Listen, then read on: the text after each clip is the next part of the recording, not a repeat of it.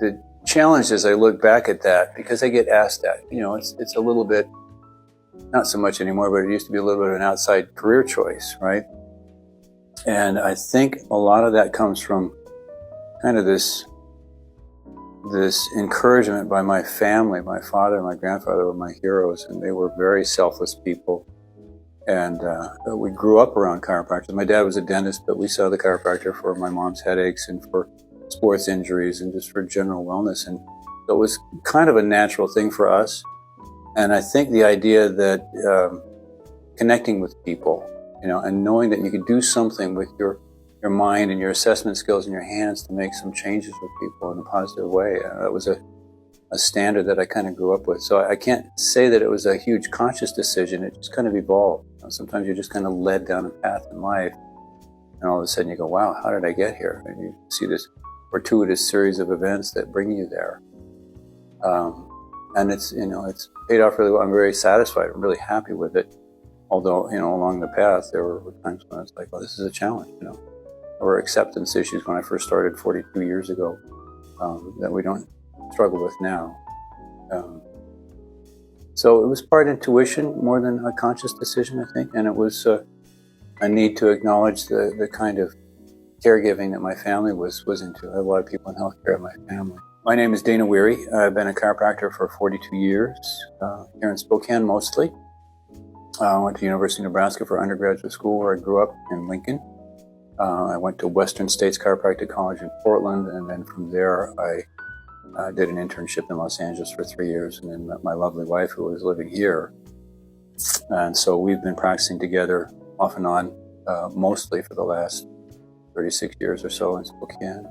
I've done a lot of postgraduate work in chiropractic orthopedics, active release, a number of different techniques, but kind of all with the underlying theme of just improving function and mobility in people. That's kind of what it's all boiled down to, different approaches to help the human body function better mechanically. A lot of what we do are just variations on a theme of identifying movement patterns that are faulty, from the very simple but very authentic approach to doing joint manipulation to help people move better and restore normal function and relieve pain, to the types of soft tissue work we do. We do a lot of active release, some other forms of myofascial release that again are directed at restoring movement in connective tissue, muscle injury, old chronic movement patterns that cause pain that people can't quite get themselves out of. I use the dentistry as an analogy a lot of times. If you get your teeth cleaned, or somebody straightens your teeth, or you have some gum surgery that doesn't necessarily improve a cavity, but once a dentist identifies this cavity, something you can't fix but that they can correct very easily, now you have a restored tooth that you can maintain on your own.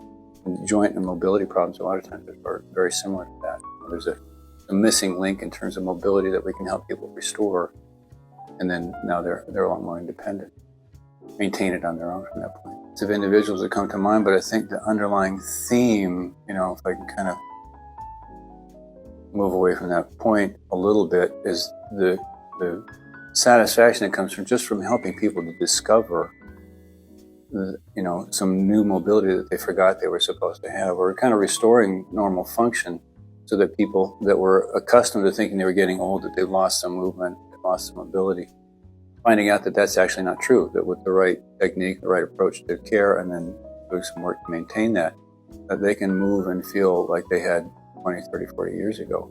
That happens pretty regularly, and it's one of the things that's pretty predictable about what we do, and the most satisfying thing. It's kind of like this discovery process that goes on with the patient. They're stuck thinking they're getting old, and they've been told that because there's nothing life-threatening necessarily about what they're dealing with, but you identify a movement problem and help them to work through that, and all of a sudden the lights go on. They go, wow, I forgot I was supposed to move like this. I forgot I was born with this and have this for the rest of my life. Patients with headaches. I can think about one particular patient that I can't really take credit for. I inherited her years ago. A friend of mine was moving to California, and he wanted me to take care of this one particular patient.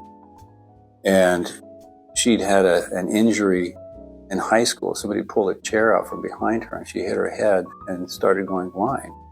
She spent 3 years under all these different specialists and diagnostic procedures trying to figure out what was going on. They couldn't find anything. And somebody out of desperation suggested that her parents take her to this chiropractor who was a friend of mine. And he found a problem with neck mobility. And as soon as he manipulated her neck, restored normal function, her vision came back within seconds. And an unusual case, you don't see it very often. You know, I've only heard of that a few times in my career, but it was a pretty dramatic change that showed that rather than some type of deep pathology or life-threatening condition, just this simple relationship between normal movement in the neck and the nervous system and the circulation to that part of her brain, and it affected her vision. So I got to see her, you know, every 3 or 4 months until she moved away.